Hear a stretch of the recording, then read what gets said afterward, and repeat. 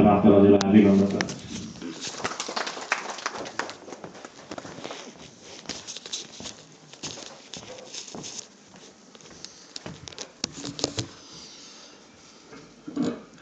धन्यवाद पशुपति सर। नवनिर्वाचित जनप्रतिनिधिहरूको सम्मानमा आयोजना गरिएको यो बधाई तथा शुभकामना कार्यक्रममा हाम्रो निम्तालाई स्वीकार गरेर उपस्थित रहनुभएका माननीय सांसदज्यूहरू, तीनैजना माननीय सांसदज्यूहरू, विभिन्न स्थानीय तहका प्रमुख उपप्रमुखज्यूहरू, प्रमुख अतिथि पार्टीका नेकपा एमालेका अध्यक्षज्यू, माओवादी केन्द्रका सहसंयोजकज्यू, पार्टीका वरिष्ठतम नेता कमरेडहरू,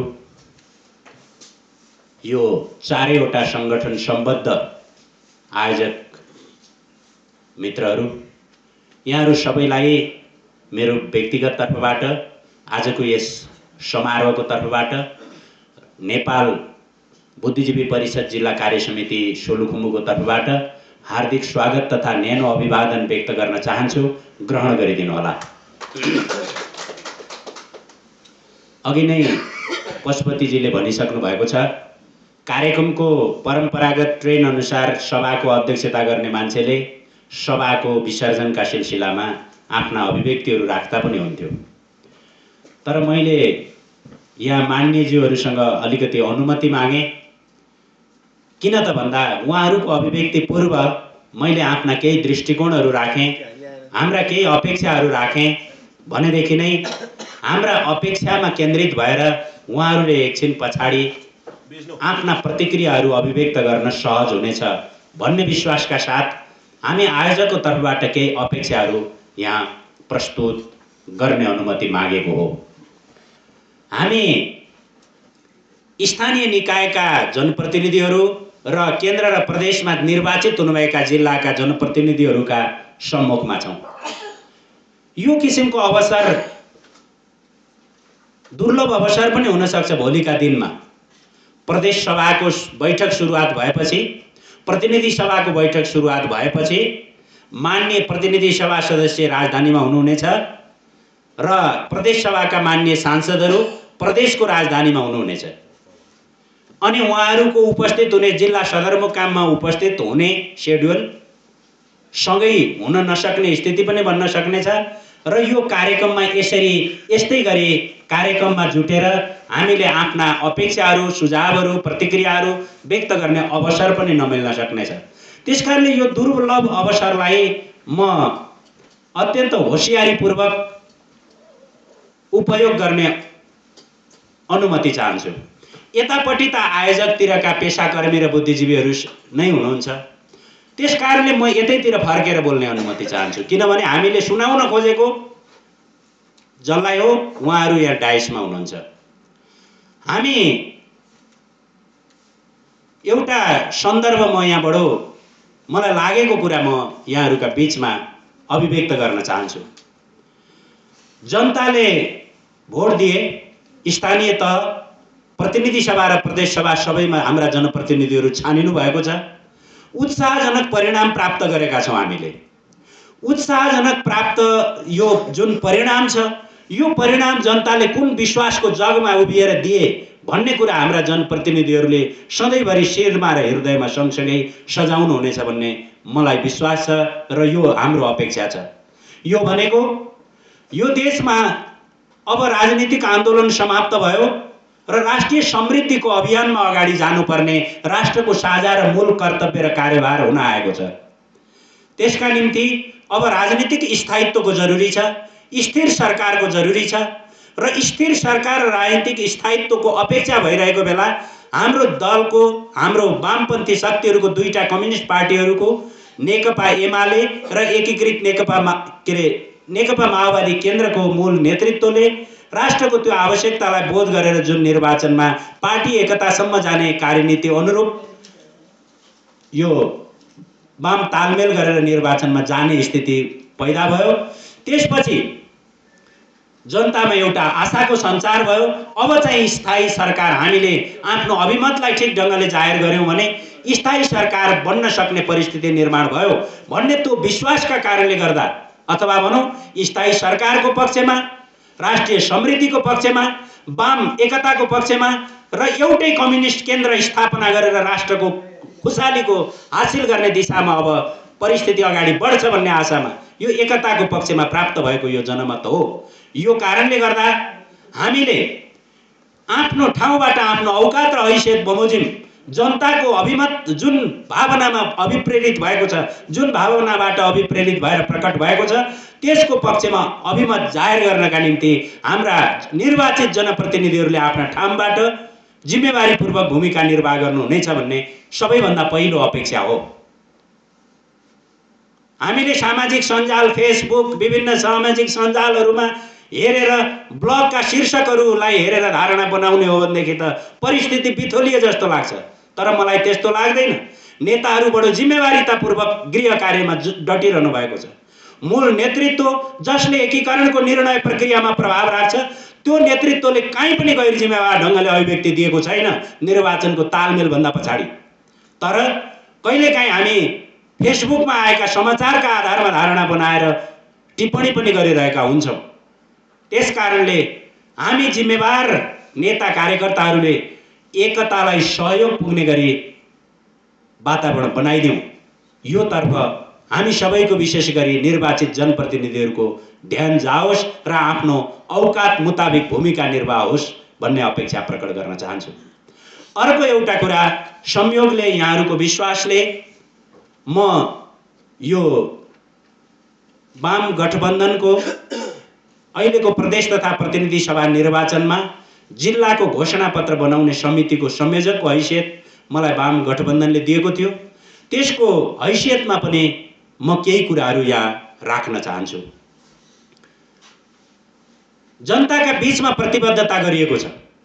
त्यो जनताका बीचमा गरिएका प्रतिबद्धता केन्द्रमा पनि वामपन्थीले साझा प्रतिबद्धताका आधारमा निर्वाचन लडेको हो।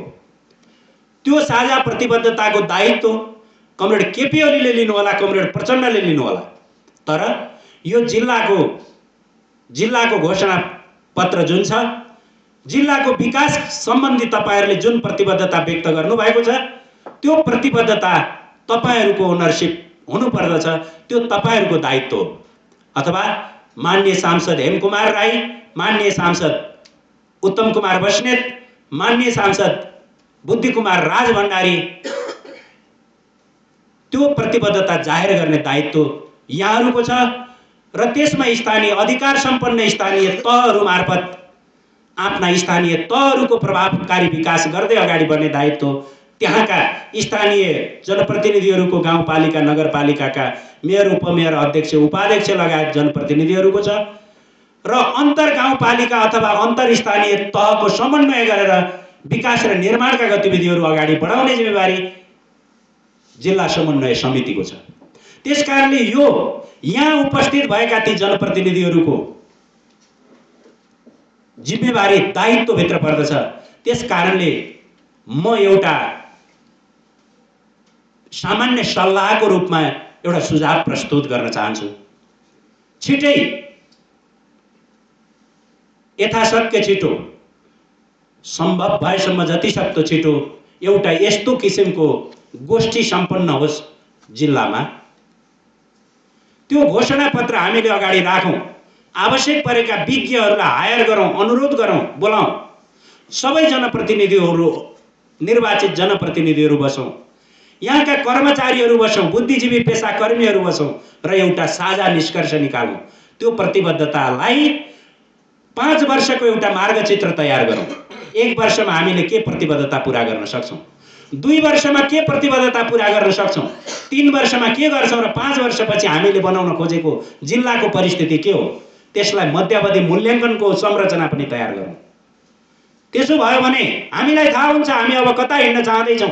अब हाम्रो जिल्लाको विकासको मार्गचित्र हाम्रा खल्तीमा हुनेछ र हामीले आफ्नो प्रगतिको विवरण हेरेर आफूले हिजो गरेका प्रतिबद्धताहरूमा हामी कहाँ छौँ भन्ने हाम्रो आत्ममूल्याङ्कन गर्ने अवसर पाउनेछौँ। माननीय सांसदज्यूहरू जनप्रतिनिधिज्यूहरू अबको 4 वर्षपछि हामीलाई यो वर्ष जे सुविधा थियो त्यो सुविधा हामीलाई हुने छैन। हामीलाई यो वर्ष सुविधा थियो, हामी त परिस्थितिलाई जिम्मेवारीपूर्वक अगाडि बढाउन चाहन्थ्यौँ, तर अवसर हामीलाई प्राप्त भएको थिएन, अथवा जनताको मतले हामीलाई अनुमोदन गरेर महत्त्वपूर्ण जिम्मेवारीमा स्थापित गरेको थिएन, अथवा भन्दा हामी न सांसद थियौँ, न मन्त्री थियौँ, न स्थानीय तहमा हामीले प्रभावशाली ढङ्गले काम गर्ने अवसर पाएका थियौँ। 20औं वर्षसम्म चुनाव भएको थिएन। हामीले अहिलेसम्म एउटै पनि बहुमत प्राप्त गरेर सरकार बनाउन पाएका थिएनौँ।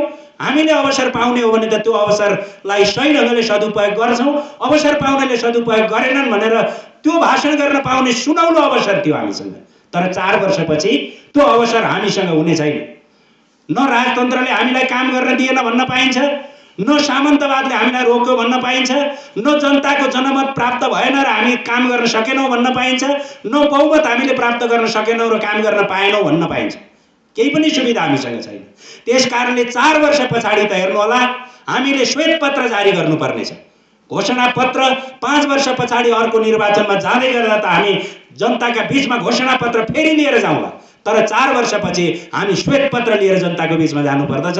त्यो श्वेतपत्र भनेको के हो त भन्दाखेरि 4 वर्ष अगाडिको निर्वाचनमा हामीले व्यक्त गरेका प्रतिबद्धताहरू यी थिए, ती निर्वाचनमा व्यक्त गरिएका प्रतिबद्धता अनुरूप हामीले यी काम चाहिँ पुरा गरिसक्यौँ है भनेर पुरा गरेका कामको फेरिस्त बोकेर जानुपर्छ।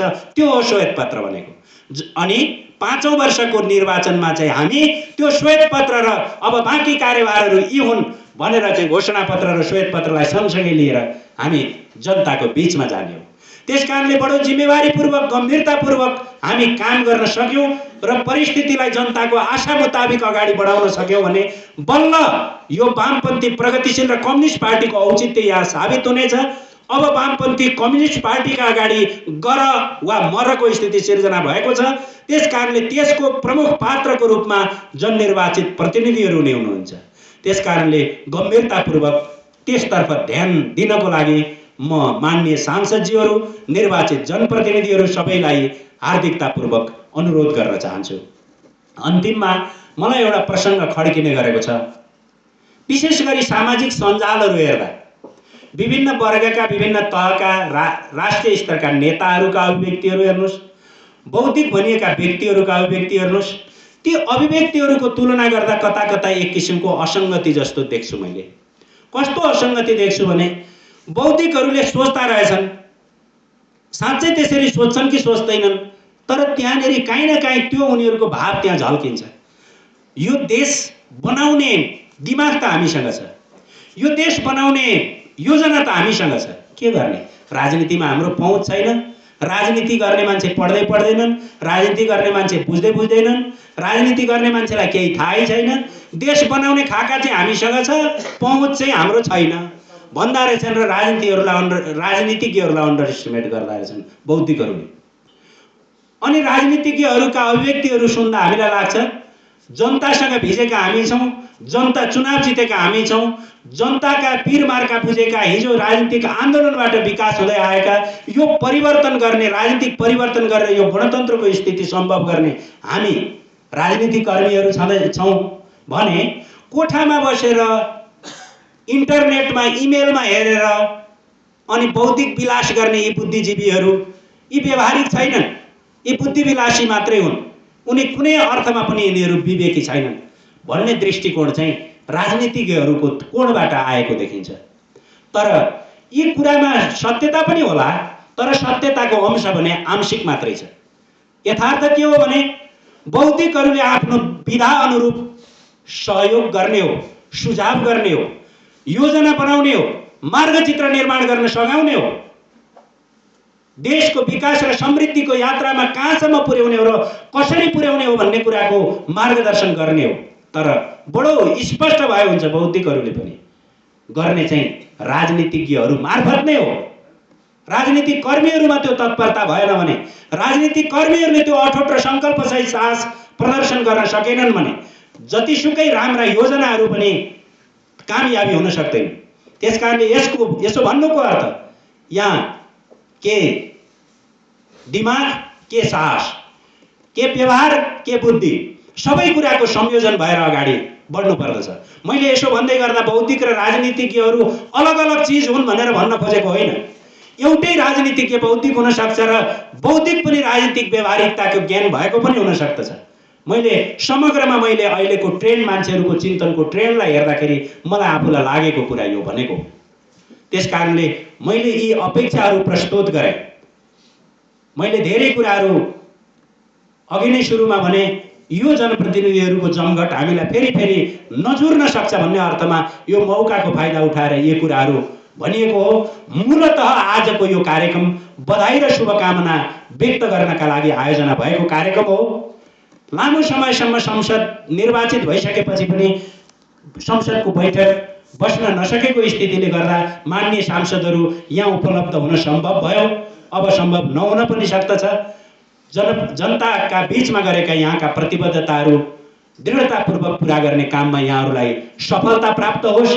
अब हामी बधाईका कार्यक्रम करिब करिब उत्तरार्धमा छौँ। बधाई भनेको अब शुभकामना भन्दैछौँ। अब यस पछाडिका कार्यक्रमहरू पनि यहाँहरूसँग यसरी सन्दर्भ जुट्यो भने पनि बधाई र शुभकामनाका निम्ति हुँदैन। तपाईहरुका प्रतिबद्धता सम्झाउनका निम्ति तपाईहरुले व्यक्त गरेका जनताका बीचमा गरेका कामहरू ठिक ढंगले गर्दै हुनुहुन्छ कि गर्दै हुनुहुन्न भनेर खबरदारीका निम्ति काम गरिने हुनेछ। त्यसकारणले गर्दा भोलि हामी त समाजका नागरिक पनि हौं। नागरिकहरूले जनप्रतिनिधिहरूमाथि खबरदारी गर्नु हक पनि हो। आज जुन सौहार्दपूर्ण वातावरणमा बधाई र शुभकामनाको आदान प्रदान भइरहेको छ, भोलि त आलोचना पनि हुन सक्छ, खण्डन मण्डन पनि हुन सक्छ। तपाईहरुको भूमिकामाथि प्रश्न चिन्ह खडा गरेर सभाहरूबाट औँला ठडाउन पनि सकिन्छ। ती सबै कुराहरूको हेक्का यहाँहरूले पक्कै पनि राजनीतिबाट विकास हुँदै आउनु भएको परिपक्व राजनीतिक नेतृत्व हुनु भएको हुनाले यी सबै कुराको हेक्का यहाँहरूले पक्कै पनि राख्नु भएकै नै छ। यी कुरालाई गम्भीरतापूर्वक पुनः स्मरण गराउँदै यहाँहरूको कार्यकाल सफल होस्, भव्य होस्। हामी कार्यकर्ताहरूले यहाँहरूको भूमिकाबाट गौरव गर्ने परिस्थितिको सिर्जना होस्। यहाँहरू मूलतः तीनैजना माननीय सांसदहरू मन्त्री पनि बन्न सक्नुहोस् यसै कार्यकालभित्र। यो शुभकामना व्यक्त गर्दै आफ्ना भनाइहरू अन्त्य गर्न चाहन्छु। हस्त, धन्यवाद, अभिवादन। धन्यवाद रामबहादुर वास्तोलाज्यू। उहाँले आफ्ना भनाइहरू साथै अलिकति झस्काउने काम पनि गर्नुभएको छ र कामहरू अगाडि बढ्दैछन्। सर्वनिर्वाचित हुनुहुन्छ, भर्खरै निर्वाचित हुनुहुन्छ। उहाँहरूलाई सफल बनाउने काममा पेसाकर्मीहरूको पनि ठुलो हात रहने गर्छ।